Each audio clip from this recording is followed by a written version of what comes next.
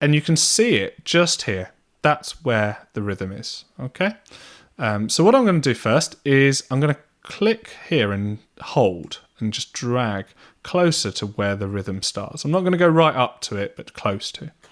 And then I'm going to go to this icon here and I'm just going to click and drag close to where it ends.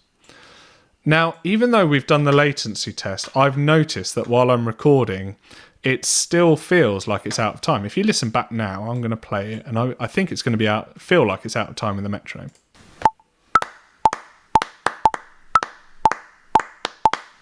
Which isn't great. We want it to be really in time. But there is a way we can fix this.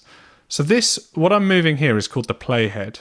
And what I want you to do is click in this dark grey area here to roughly at the start of your rhythm and put it there.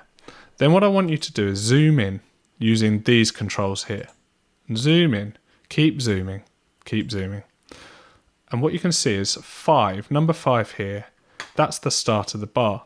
Now we clapped on the start of the bar, but can you see it's appeared here? It's too far along.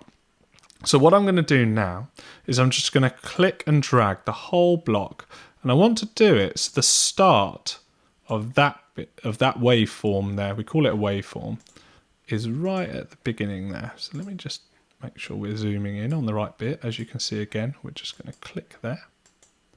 There we go. What you'll notice is it zooms in around this playhead. So at all times you want to be moving this to where you want to look and then zoom in. And then click and drag it back again. Can you see it snapped it so it's nicely in time there? So now what we can do is we can test this. So I'm just going to listen back, leave the metronome on. There's a little bit of a glitch there, but you could hear that that's now in time, which is brilliant. That's exactly what we want. So I'm going to zoom back out so I can see it.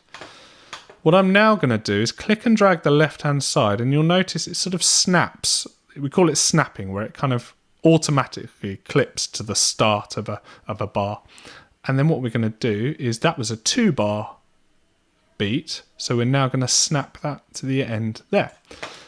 Now what this does is it gives us a really usable block of music, because we can actually now click and drag that to anywhere. As long as we move it to the start of a bar, that's fine. And then we can play it back.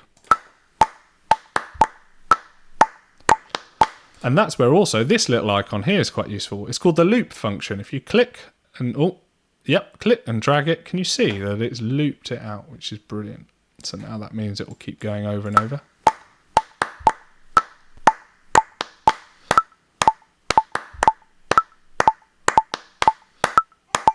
Now I've noticed that's slowly going out of time. Now there's a good reason why. If we look at the end here, I'm just going to zoom in. Can you see that I have been careless and I haven't put the end of the loop to the end of the bar? When you do your loop, make sure it goes all the way up to that line. So you might want to zoom in like we did at the beginning of the bar, because you could hear it was slowly going out of time again. So let's play that back now and see if that's fixed. That's better. There we go. That's fixed. Okay, great. So we've got one rhythm now. Since looking